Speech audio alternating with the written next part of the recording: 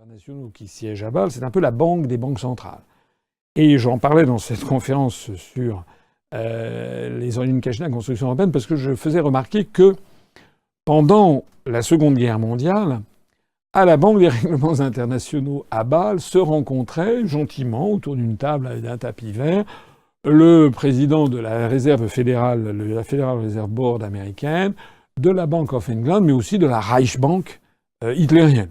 Et puis de la Banque de Suisse, de la Banque de France, etc. Donc tout ce petit monde se rencontrait, alors même qu'ils étaient en guerre. Je précise aussi, j'invite les gens que ça intéresse à aller se renseigner sur le parcours assez incroyable d'un type qui s'appelait Hjalmar Schacht. Ça s'écrit H-J-A-L-M-A-R, c'est son prénom, et Schacht, c'est S-C-H-A-C-H-T. Hjalmar Schacht. Hjalmar Schacht a été justement le gouverneur de la Reichsbank. Il a facilité l'accession d'Adolf Hitler au pouvoir en janvier 1933, et ensuite il a été, pendant une très grande partie du Troisième Reich, le gouverneur de la Reichsbank jusqu'en 1944, où là, sentant que les carottes étaient cuites, je me demande s'il n'a pas fait partie de l'attentat contre Adolf Hitler à la Tanière du Loup, donc en Prusse orientale, l'attentat de, comment il s'appelle, von Stauffenberg, là, cet attentat qui avait eu lieu, dont Hitler a réchappé. En tout cas, à ce moment-là, il s'est esbigné, il a changé de crèmerie. Il a quand même été arrêté à Nuremberg, arrêté par les Alliés, et il a figuré au procès de Nuremberg, le premier procès de Nuremberg, avec les plus grands criminels nazis. Avec Göring, avec Seyss-Inquart, avec Ribbentrop, etc., etc. Et avec Keitel.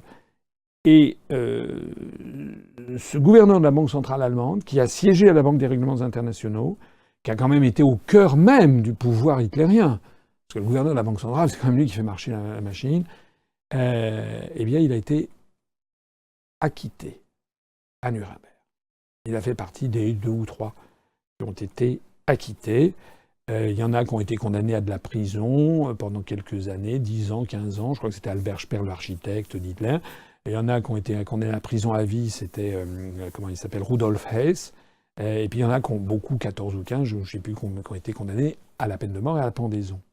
Quand même assez extraordinaire. Ça prouve quand même le pouvoir assez incroyable des banquiers centraux et qui, en temps de guerre, arrivent quand même à s'entendre à travers les conflits. Et puis, le type a quand même réchappé. Voilà. Bonjour, Monsieur Asselineau. Merci d'avoir accepté l'invitation d'RT France. On vient de l'entendre, le chef de la diplomatie russe, qui explique que ces sanctions à répétition, chaque jour une sanction, eh bien, c'était le résultat de pression colossale de Washington. Est-ce que ça vous semble crédible ? Écoutez, moi, ce que je trouve déjà, c'est que ce processus m'inquiète. Effectivement, chaque jour, on a l'impression qu'il y a une dégradation de la situation sur un fait générateur sur lequel on s'interroge. La première chose déjà à savoir, c'est est-ce que l'agent double existe et a bien été empoisonné. Donc normalement, les Occidentaux... Vous doutez carrément de son existence ? Les Occidentaux devraient, puisque Mme Theresa May est sûre de son bon droit, auraient dû convoquer une visite par des médecins assermentés internationaux, dont un médecin russe qui aurait pu déjà aller voir l'état des malades. C'est la première chose.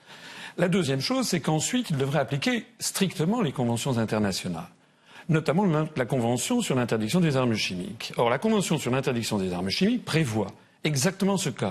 Lorsqu'un État est soupçonné d'avoir utilisé des armes chimiques, celui qui le soupçonne doit lui demander des comptes. Ça doit passer par le Conseil exécutif. Et ensuite, l'État a 10 jours pour répondre. C'est l'article 9 de la Convention. Le Royaume-Uni a décidé tout de suite que c'était la Russie, sans avoir de preuves, sans les présenter à quiconque, a donné, je crois, un ultimatum de 24 ou de 36 heures à la Russie, et à partir du moment où la Russie, qui n'avait aucune preuve, n'a pas répondu, d'un seul coup, on est passé aux sanctions. Donc la première chose, c'est pourquoi est-ce que le Royaume-Uni et les Occidentaux, s'ils sont sûrs de leur bon droit, pourquoi ils n'organisent pas cette visite de médecins internationaux assermentés d'une part. Deuxièmement, pourquoi est-ce qu'ils n'ont pas respecté les procédures qui auraient assuré leur bon droit de la Convention internationale. Voilà ce que je pense. Alors, et moi, ça me accusations sont graves quand même. Vous doutez un petit peu de l'existence carrément de l'espion russe qui aurait été empoisonné. En tout cas, vous partez du postulat que l'Angleterre a pu mentir pour, entre guillemets, isoler la... Je pars de deux choses. La première, c'est qu'on a quand même une expérience récente au cours des dernières années. Rappelez-vous les armes de destruction massive de Saddam Hussein. Rappelez-vous Colin Powell, le secrétaire d'État américain, qui agitait au Conseil de sécurité une fiole qui était censée vers le bacille du charbon.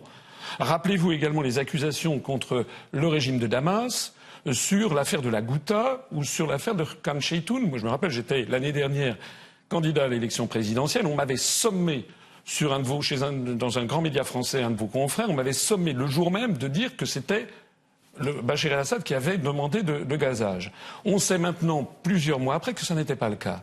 Donc je dis dans cette situation... Il y a encore beaucoup de confusion sur ces affaires. Restons prudents sur les armes chimiques tout de même. Vrai. Il n'y a aucune preuve ni d'un côté ni de l'autre. Il y a quand même un rapport du MIT sur la Ghouta. L'histoire montre qu'il y a eu quelques, entre guillemets, fake news de la part effectivement des plus hautes autorités de certains pays, effectivement, à commencer par les armes de destruction massive. De Saddam Hussein.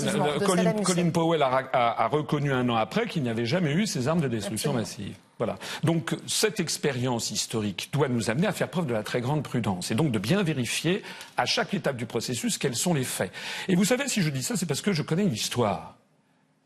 La guerre franco-prussienne de 1870 a démarré sur une broutille, la dépêche d'Ems. La guerre de 14-18, le cataclysme européen, a démarré sur l'assassinat de François Ferdinand, dans des conditions d'ailleurs qui sont restées un peu troubles. Donc il faut bien, avant de se lancer dans une escalade, parce que là on a affaire à une escalade, il faut déjà bien vérifier le point. Alors justement, l'OTAN, l'Union européenne, tous ces pays sont des pays tout de même responsables. Qu'est-ce qui les pousse effectivement à autant d'escalade sans pour l'instant de preuves?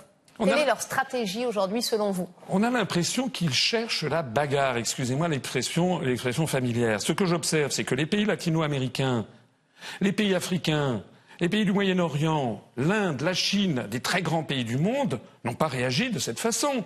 On a l'impression qu'il s'agit en effet des pays de l'OCDE qui, sur un claquement de doigts de Washington, doivent obligatoirement avoir cette position. D'ailleurs, la position de la France a évolué.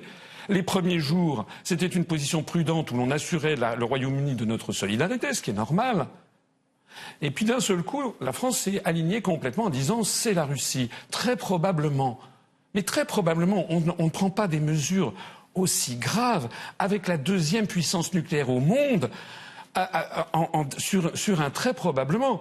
Vous savez en plus, si vous regardez le dossier de façon précise, que ce fameux Novichok, ce poison, semble-t-il, était fabriqué à Noukous, en République socialiste soviétique d'Ouzbékistan. L'Ouzbékistan ensuite est tombé, si j'ose dire, sous l'influence américaine au moment de la dislocation de l'Union soviétique. Et vous avez un article du New York Times de l'époque qui raconte comment l'usine de production chimique a été démantelée. Mais alors, à qui profite le crime finalement? Quels sont les intérêts des uns et des autres à cette affaire? Ce que je vois, moi, c'est que la Russie est sur la défensive, que la Russie est attaquée, qu'on l'assomme, qu'on l'accable d'un certain nombre de péchés sans aucune preuve. Je crains qu'il y ait ensuite, si ça continue comme ça, une espèce de campagne internationale de boycott de la Coupe du monde de football. Je vois que ce sont seulement les pays occidentaux qui sont là. Et je vois aussi des démarches qui sont provocatrices. Je trouve personnellement, excusez-moi de le dire, je trouve absolument honteux que le ministre britannique des Affaires étrangères ait osé comparer la Coupe du monde de football en Russie aux Jeux olympiques de Berlin de 1936, en dressant ainsi une espèce de parallèle implicite entre Vladimir Poutine et Adolf Hitler. Donc moi, je demande, notre mouvement politique, l'UPR, demande au gouvernement français, qui a exprimé sa solidarité avec le gouvernement britannique, de dénoncer cette provocation et de ne pas faire sienne cette assimilation. Merci, monsieur Asseli.